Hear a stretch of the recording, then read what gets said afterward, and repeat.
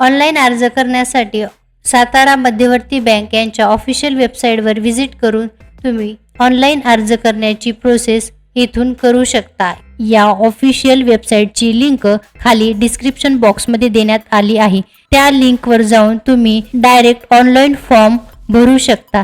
चला तर सुरुवात करूया ऑनलाईन फॉर्म कशा पद्धतीने भरायचा आहे। ऑफिशियल वेबसाईटवर आल्यानंतर तुम्हाला अप्लाय ऑनलाईन या बटनावर क्लिक केल्यानंतर अशा पद्धतीचा इंटरफेस समोर दिसेल। पदभरती जाहिरात करिता येथे पाहावे। इथे तपशील देण्यात आलेला आहे। अर्ज करण्याची तारीख 12 ऑगस्ट 2024 ते 21 ऑगस्ट 2024 सायंकाळी 5 वाजेपर्यंत असणार आहे।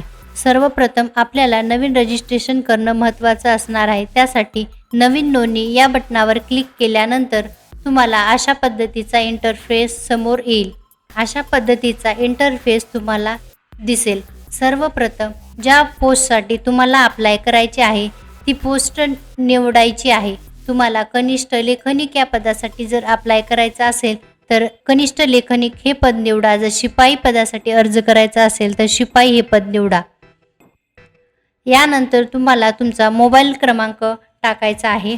मोबाईल क्रमांक टाकल्यानंतर तुमची डेट ऑफ बर्थ जी आहे ती डेट ऑफ बर्थ टाकून घ्यायची आहे।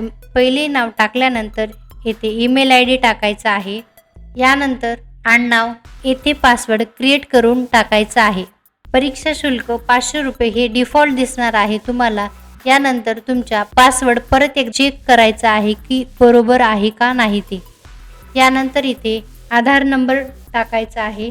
आधार नंबराची पुष्टी केल्यानंतर तुम्हाला खालील जो कॅप्चा दिलेला आहे तो मेन्शन करायचा आहे। यानंतर नोंदणी करण्यापूर्वी आपली सर्व माहिती तपासा यावर क्लिक करायची। वर जी माहिती आपण भरलेली आहे ती माहिती बरोबर आहे की नाही एकदा चेक करून यावर क्लिक करायचे आहे।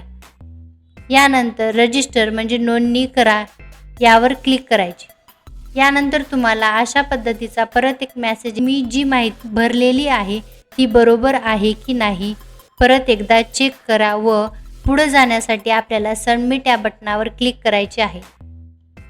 फॉर्म सबमिट झाल्यानंतर तुम्हाला ॲप्लिकेशन ID मिळून जाईल। तर आपल्याला लॉग इन करायचे आहे। अर्ज ID पासवर्ड टाकून परत लॉग इन करायचे आहे। लॉग इन केल्यानंतर तुम्हाला इथे तुमचे नाव, कोणत्या पदासाठी अर्ज केलेला आहे त्या पदाचे नाव, जन्मतारीख, क्रमांक आणि मोबाईल क्रमांक वर दिसेल। यानंतर फॉर्म सबमिट केल्यानंतर माहिती अपडेट करता येणार नाही। तुम्ही एकदा माहिती भरल्यानंतर परत तुम्हाला एडिट करून माहिती भरता येणार नाही। यासाठी काळजीपूर्वक भरावा लागणार आहे। यात पहिल्यांदा वैयक्तिक माहिती भरायची आहे। तुमचे नाव, तुमच्या वडिलांचे किंवा पतीचे नाव, यानंतर आडनाव असणार आहे। इथे आईचे नाव टाकायचे आहे। या जागी वडिलांचे नाव टाकायचे आहे। इथे तुमचा आधार क्रमांक डिफॉल्ट येणार आहे कारण सुरुवातीलाच आपण आधार क्रमांक टाकलेला आहे। यानंतर जन्मतारीख पण डिफॉल्ट येणार आहे। पुरुष असेल तर पुरुषावर क्लिक करा, महिला असेल तर महिलावर क्लिक करा। तुम्ही जर विवाहित असाल तर विवाहितवर क्लिक करा आणि अविवाहित असाल तर अविवाहितवर क्लिक करा। तुमचा मोबाईल नंबर, ईमेल ID येथे दिसेल। यानंतर डिटेलमध्ये पत्ता द्यायचा आहे। पत्ता, शहराचं नाव, तालुक्याचं नाव टाकायचं आहे। जिल्हा टाकल्यानंतर राज्य सिलेक्ट करायचं आहे।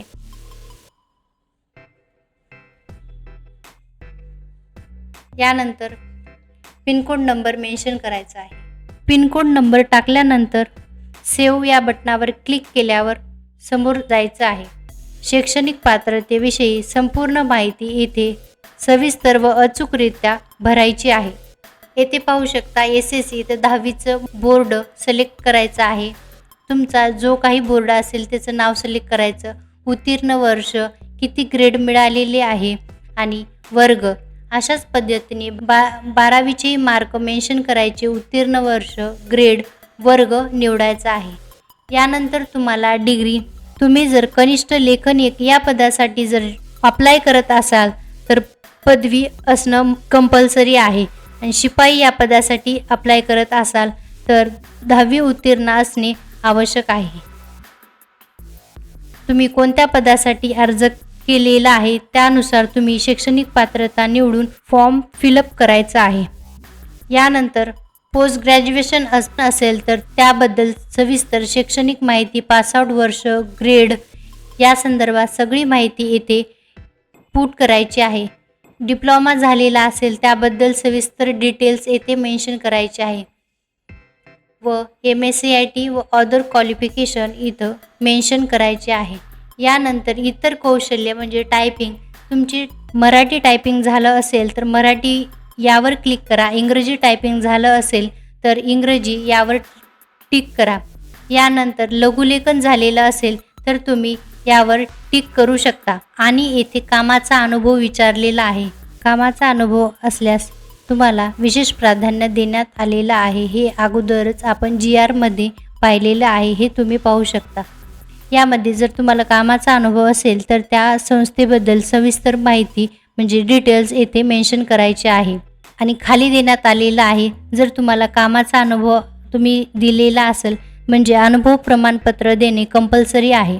यानंतर सेव्ह करून शैक्षणिक माहिती सेव्ह केल्यानंतर तुम्हाला तुमचा फोटो व सही अपलोड करायची आहे. येथे आपला फोटो अपलोड करायचा आहे. फोटो अपलोड केल्यानंतर खाली स्वाक्षरी अपलोड केल्यानंतर तुम्हाला तुमचं आधार कार्ड अपलोड करायचे आहे. आधार कार्ड अपलोड केल्यानंतर सेव्ह आणि नेक्स्ट या बटनावर क्लिक करायचे आहे. यानंतर तुम्हाला तुमचा सर्व फॉर्म येथे दिसेल. फॉर्म पूर्णरित्या फिलअप झाल्यानंतर यानंतर सेव्ह व नेक्स्ट करून पेमेंट करायचे आहे. येथे तुम्ही मी माझे सर्व तपशील बरोबर भरलेले आहे याबाबत पुष्टी करायची आहे म्हणजे टिक मार्क करायचे आहे. टिक केल्यानंतर पूर्ण करण्यासाठी पेमेंट करा या बटनावर क्लिक करायचे आहे. पेमेंट या बटनावर क्लिक केल्यानंतर तुम्हाला अशा पेमेंटच्या वेगवेगळ्या मेथड दिसतील. यामध्ये credit card, debit card, UPI, net banking, wallets, IMPS असे वेगवेगळे पेमेंट ऑप्शन दिसतील.